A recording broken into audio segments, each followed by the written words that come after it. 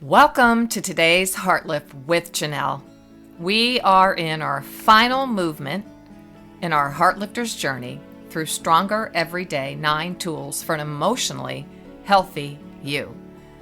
We're here with Tool 9 today, Save Mental Energy for the Essentials. Our tool here is human connection, and our intention for Tool 9, I save mental energy for the essentials. Every one of us will have a different definition for what the essentials in our life are. That will be defined by the season of life that we're in. I'm in the empty nest phase of life. It's just my husband and me living here in our home. All 3 of our birds have flown the nest. They've finished their journeys through college and travels, and now they're all settled in their different places and spaces all over the world, and they're married and moving on with their life. So I'm in a completely different season of what is essential for me to save mental energy for. So as we begin this journey through Tool 9, just take a few moments to ask yourself, what is essential right now in this season of life? So in true Heartlifter fashion, we're going to take apart the word essential, and we're going to look at the words under the words and decide in our life what is essential. Now, this is additional material. It is not included in Tool 9 of Stronger Every Day, the book.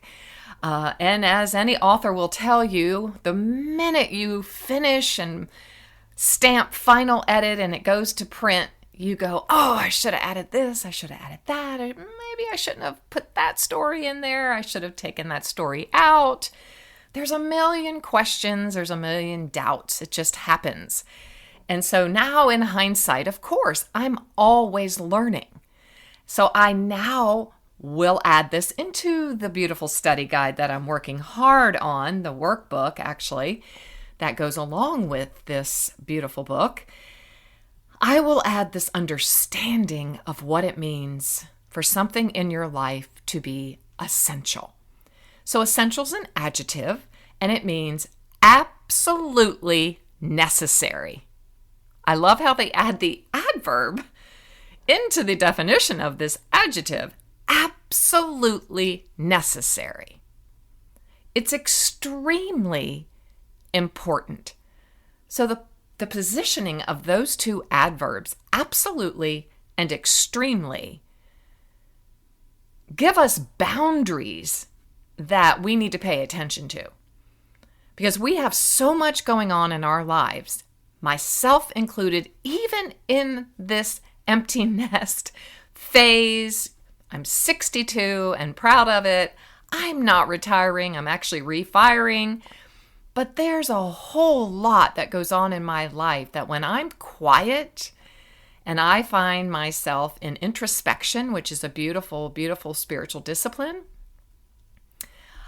I am sobered and realize there's a whole lot going on in my life that is not absolutely necessary to the quality of my life, nor does it contribute to the quality of my relationships. And I find that there are few things that are extremely important. Very defining boundaries, and I love this definition. Take it, the word under the word here, and let's look at necessary, which is also an adjective. Necessary means it is required to be done, achieved, or present. And to help us with understanding what is necessary, I turn to my favorite Webster's 1828, my big, thick, green dictionary that's falling apart at the seams. Lean in here. This really is a lean in moment. In Webster's 1828, which is the very first of his original definitions, he writes that necessary is that must be. 3 words. That must be. So I'll add that which must B. He then adds indispensably requisite. That which cannot be omitted, remitted, or spared. Wow. So what is absolutely essential then are these basic needs of life, right? Maslow's hierarchy of needs. We can turn to that. We need food, warmth, water, air, sunshine, right? And we need relationships, human connection.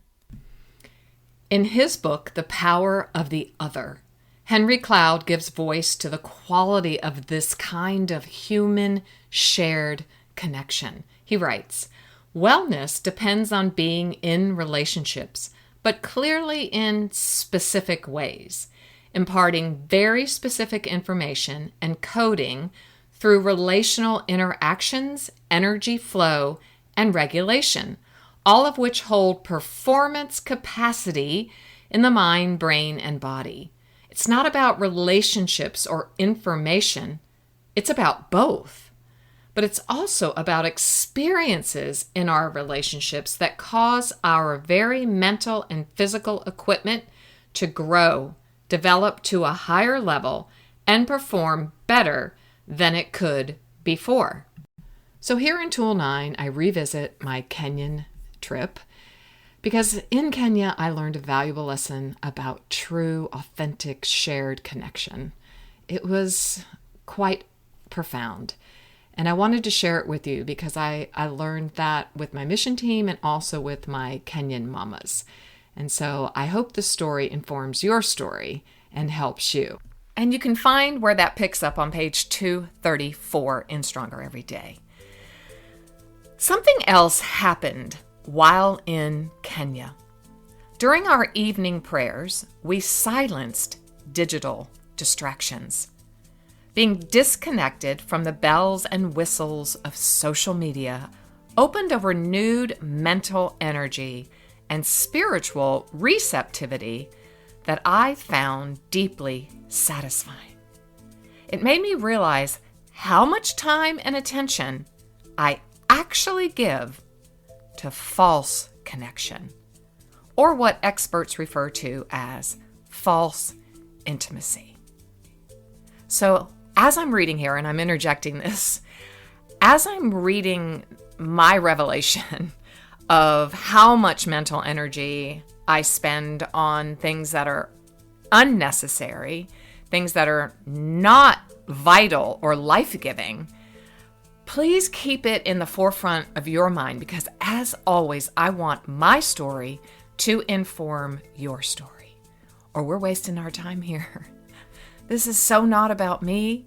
It's so about you. Heartlifter, I want you to be free and whole and experience real human connection because that is where we find meaning and joy in the day-to-day life that we are both living. I continue. On the average, experts tell us that we are checking our phones 150 times a day and giving at least, this is the least, 2 hours, approximately 116 minutes, which translates to 5 years and 4 months of our lifetime. Yeah, you heard me. I was gobsmacked when I heard this. Translating to 5 years and 4 months of our lifetime.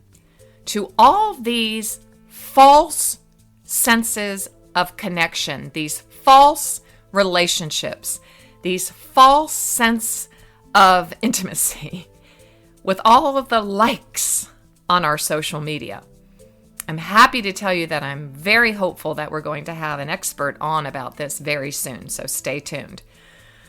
Most often, mindless scrolling leads to mindless minutes, which eventually lead to mindless hours spent swimming in the shallow end of relationships. More often than not, I feel mentally drained at the end of the day, and my eyes hurt. And I know for a fact that it's due to screen time. way, way too much screen time.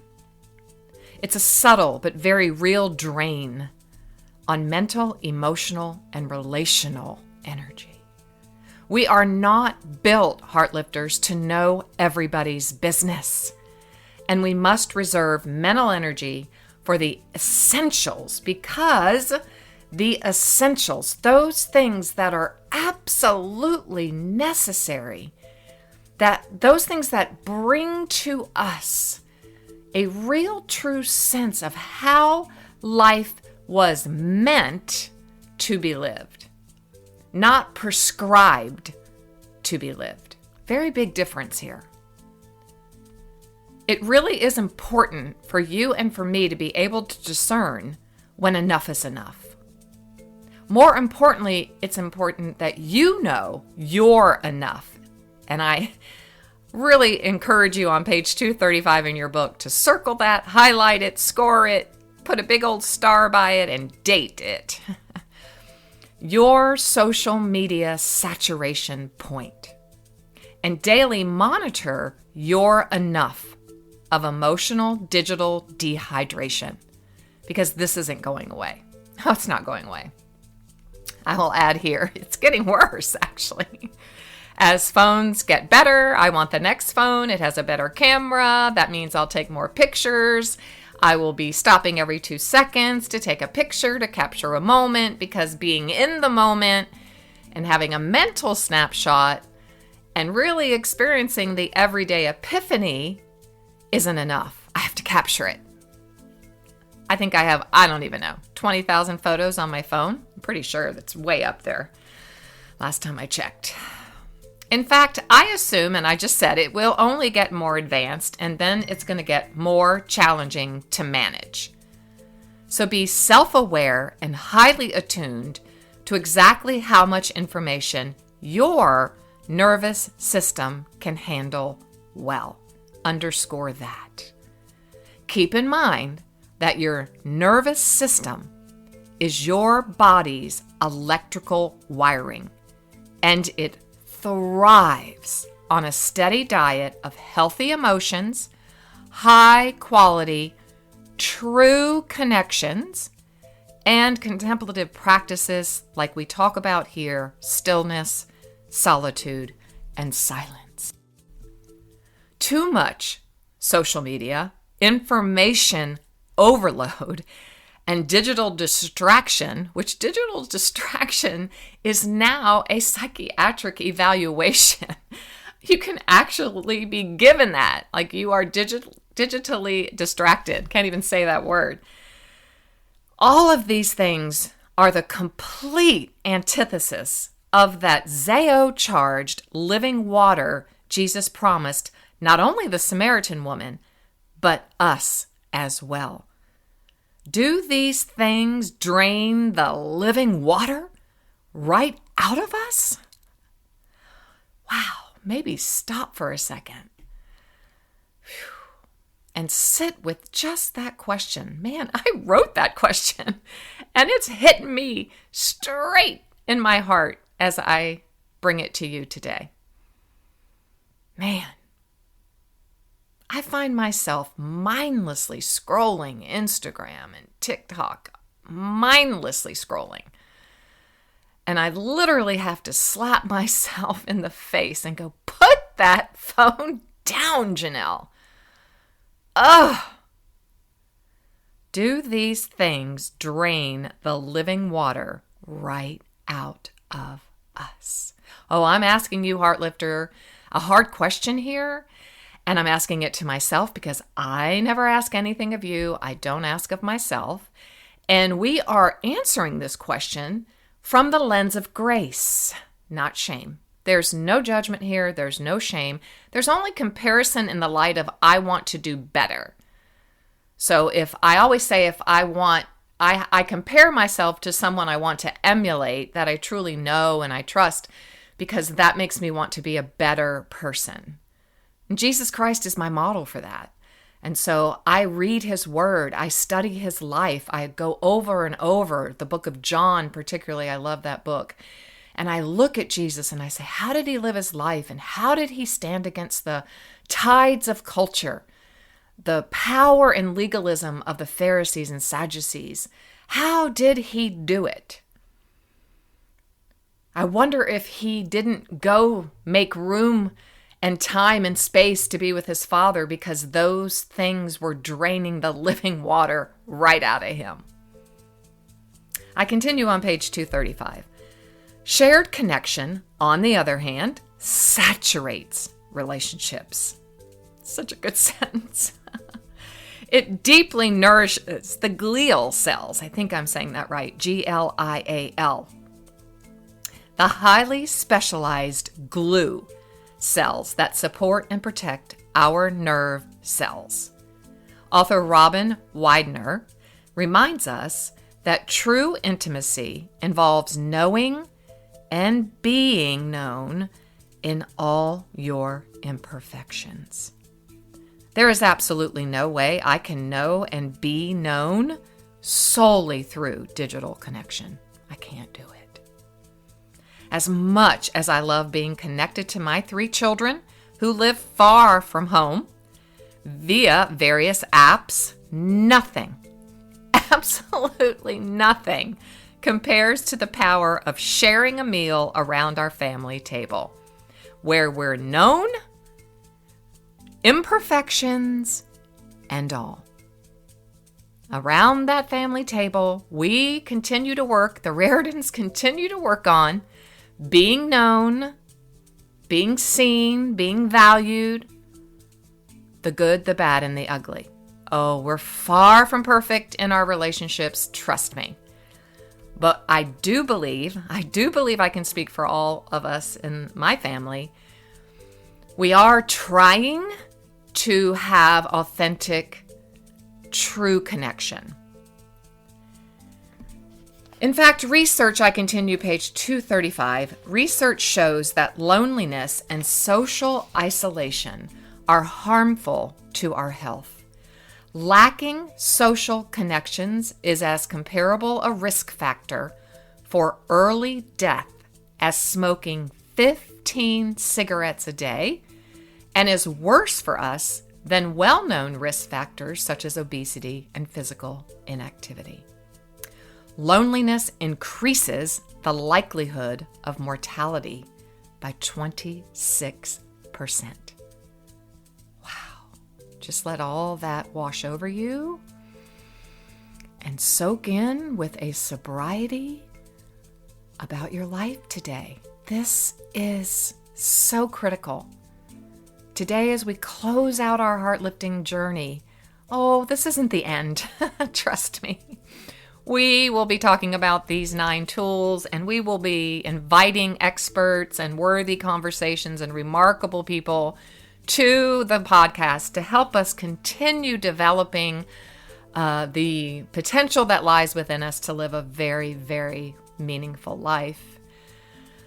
Remember, Heartlifters, that shared joy is double joy. So I continue with a beautiful story, Kiss the 4 Walls. It might be my favorite story in the whole book. When the time came for our Kenyan pilgrimage to end, I felt deeply torn. I desperately missed my family back home, of course, but I now had a shared, deep, true, authentic connection with an entire new community of Kenyans, especially the remarkable mamas and children of Joy Village. On the last morning of our stay, our leader and my pastor, Jim, ceremoniously gave each of the new pilgrims, me being one of them, a beautiful Kenyan hand-beaded cross necklace. I placed it around my neck with great pride. He then said, "If you want to return, be sure to kiss the 4 living room walls before you leave. It's a tradition." Kiss the walls? I asked. Oh, please don't let me forget that, God. That is amazing, and I really want to come back to Kenya. I got to hear more about this later, I said to myself. Has to have a route somewhere. But we were hurrying, we were bustling to get on the van to get to the airport, so I didn't have time to ask Jim where that came from. As we were loading the van for our long ride to the Nairobi airport, Jim called out to me, "Janell, you haven't kissed the 4 walls. Don't forget." "Oh no," I screamed. You can imagine my exuberance, jumping out of the van and running quickly to kiss the 4 walls of our Kenyan mission house. I want to come back. This old African tradition hails from the beautiful memoir, The Flame Trees of Thika, Memories of an African Childhood, by the beautiful, beautiful Elspeth Huxley. Oh, this book. Her parents, Robin and Tilly, left their comfortable life in England and traveled to British East Africa, known today as Kenya. As pioneering settlers, their intention was to set up a coffee plantation. This journey led them on an arduous path of deep inner growth, as this heart-lifting journey is doing, I hope. Anytime we're invited to come outside of our comfort zones, growth is going to happen. It's going to be hard, but it's going to happen. The way of Africa for them was hard, yet curious, and adventurous Elspeth found immense joy in Koinonia among the Kenyan people, particularly the Maasai tribe. The day came when her family had to leave her beloved childhood home. Due to the probability of ensuing war, they couldn't stay in Kenya. Elspeth was heartbroken. As hard as life had been, her deep connection to the people brought great sadness and sorrow at leaving. She writes, "To be torn up by the roots is a sad fate for any growing thing, and I did not want to leave Thika for the unknown. Especially, I did not want to leave the people and the animals of Thika, to leave Moyal and Mohammed, George and Mary, Alec, Mrs. Nemo, Nyabo and Sammy and Andrew, or Kupanya and Old Rohio, and even Kamu and many others."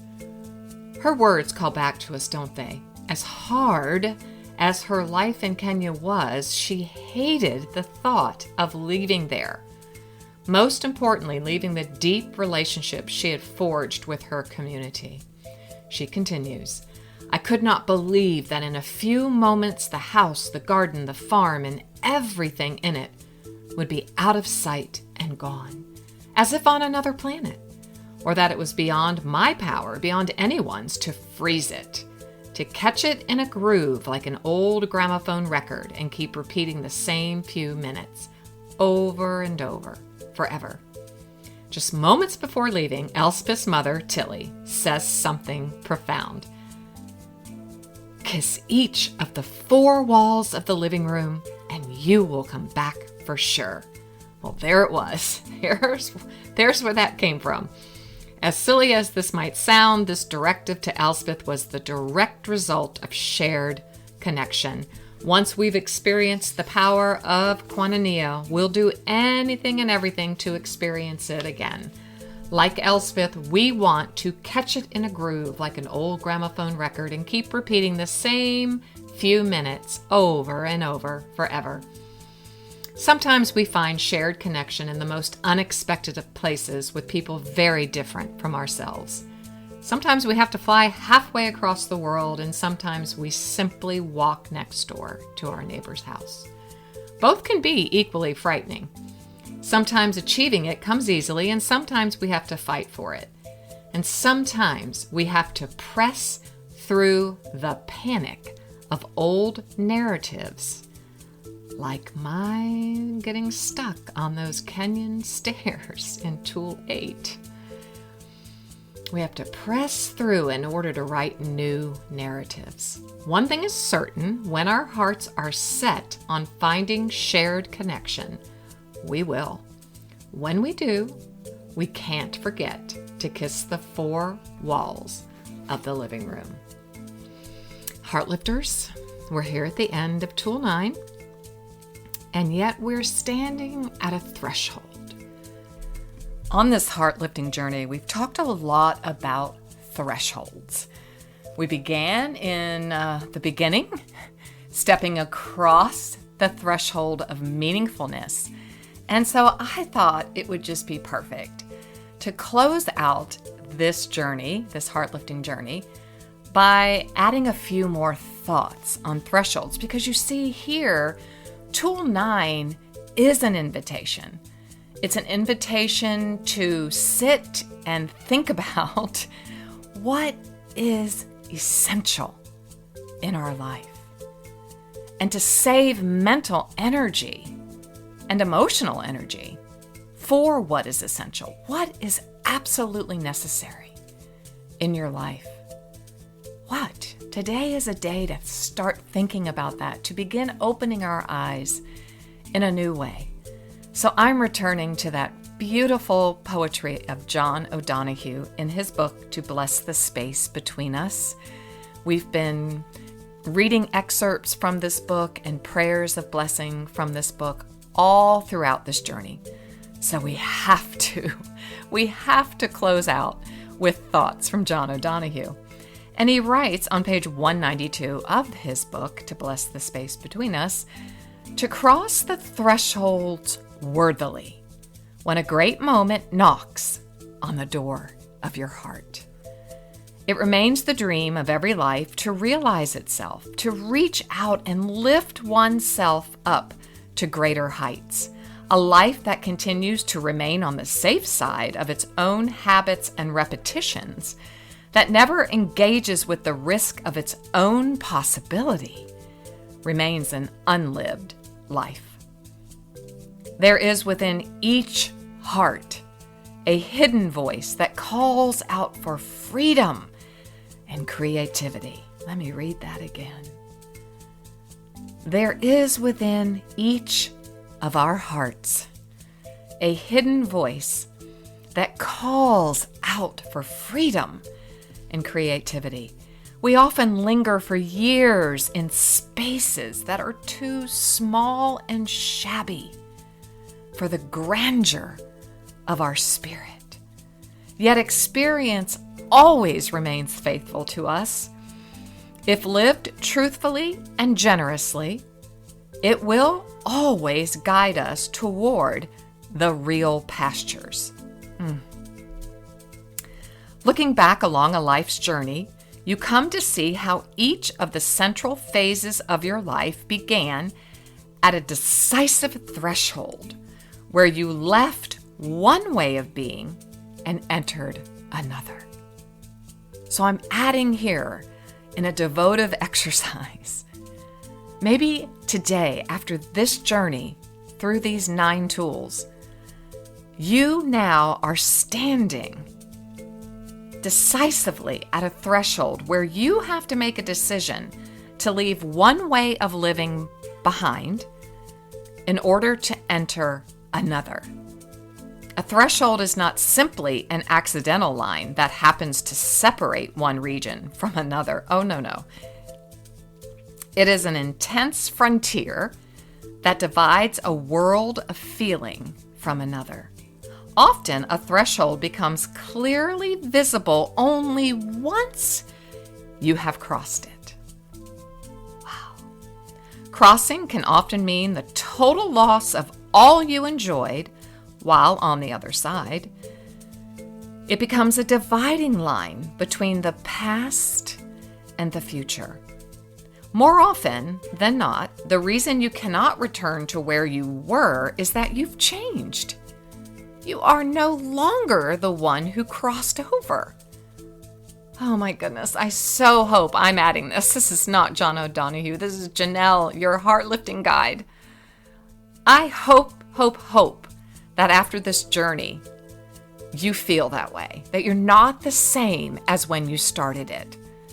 And you may have to go back and go through some of the tools again. As I've come to recognize post-launching this book and hearing stories from all of you, it is a bit overwhelming. There's a lot of information. And so I'm crossing into a threshold now in my life of how can I simplify this heart-lifting journey and make it really accessible. So I am hoping that you are here at Tool 9, that in some way, shape, or form, you are not the same person. You have become more aware of secure attachment, meaningfulness. You have become more aware of I need emotional regulation in my life. I'm more aware now of the limiting beliefs that have kept me from really living my fullest potential. You have become more aware that you need a lot more self-compassion in your life. You have become really acutely aware that you need to shift the shame language. Man, I really hope if you've gained nothing else from our time here, that you have understood and become increasingly aware of a shaming language that is really debilitating you, and that you're learning to live into the lavish grace language that God has for you. I hope you're realizing that you need to be more assertive, that you have a voice, and that voice equates your value, worth, and dignity. No one can think for you, no one can speak for you, and no one can take your place. No one can rule over you. No one. Oh, I hope that you have tasted the Zeo-filled living water that Jesus shared with the woman at the well. I hope that you're swimming in it. I hope that you've understood the process of memory reconsolidation, and that Dr. Ben Perkis and I have helped you understand the memory complex, and that you can rewire your brain. Oh yeah, you can. You can actually consolidate and make peace with your past, and that you have a pen in your hand which now can help you write the story you want to live. Maybe you have found out that the story you're living is not your story. Boy, I sure hope so. Whew, it is interesting, writes John O'Donohue, that when Jesus cured the blind man, he instructed him not to go back into the village. Having crossed the threshold into vision, his life was no longer to be lived in the constricted mode of blindness. No.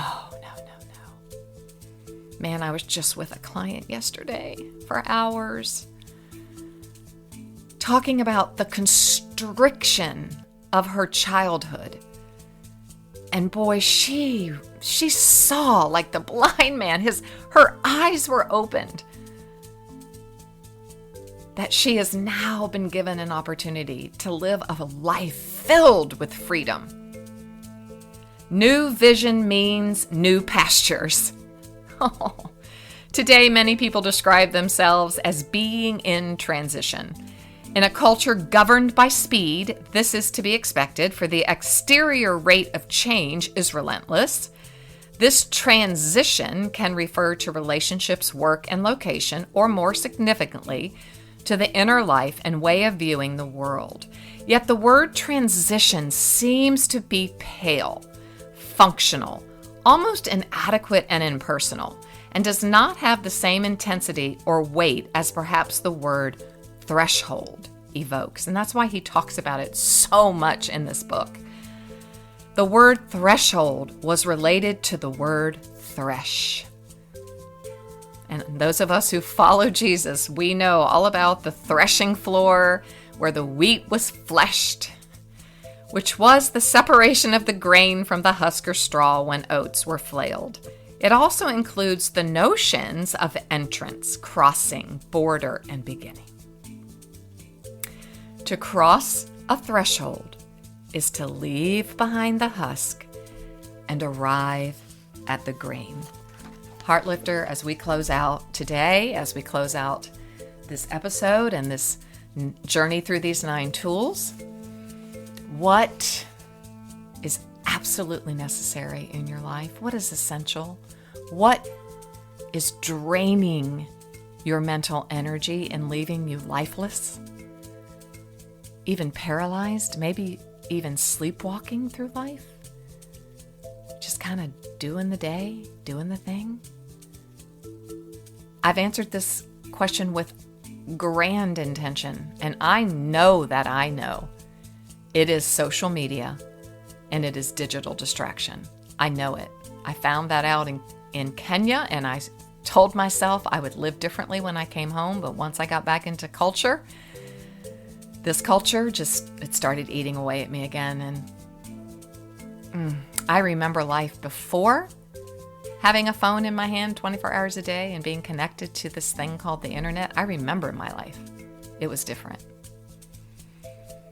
What is it that drains you and drains your mental energy? And what is it that you need to leave behind today so that you can experience real, true connection in your life? John O'Donohue, in a poem, it's actually a blessing, he calls them blessings, on page 98. It's called At the End of the Day, a Mirror of Questions. And I'm going to leave you with this today. What dreams did I create last night? Where did my eyes linger today? Where was I blind? Where was I hurt without anyone noticing? What did I learn today? What did I read? What new thoughts visited me? What differences did I notice in those closest to me? Whom did I neglect?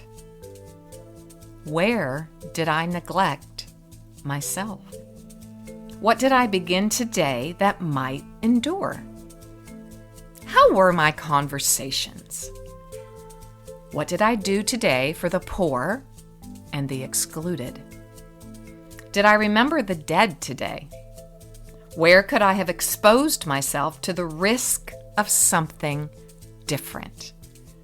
Where did I allow myself to receive love? With whom today did I feel most myself? What reached me today? How deep did it imprint? Who saw me today?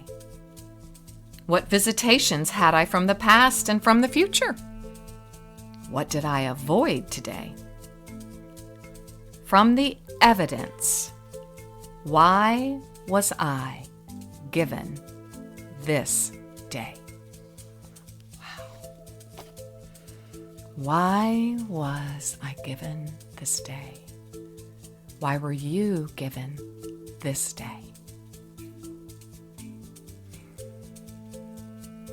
Heartlifter, I want so much for you. I want so much for myself. I want us to live this life, this beautiful life that God has given us, this one wild life like Mary Oliver, the poet, talks about. Why were you given this day? Take your time as you think about that and answer that question. You might have to live into the answer to that question. But always remember, you, Heartlifter, are clothed in strength and dignity with nothing to fear. You can smile at your future. Thanks for listening today to today's Heartlift with Janell. It's been so good to be on this journey with you through the 9 tools of Stronger Every Day. Please be sure to subscribe to the podcast, and if you would be so kind, leave a review. It would be so helpful, and I would be truly grateful.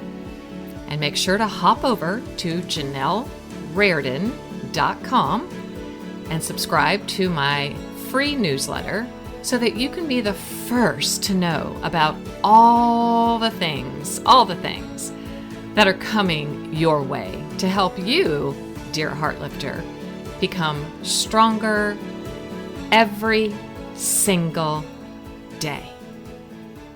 See you next time.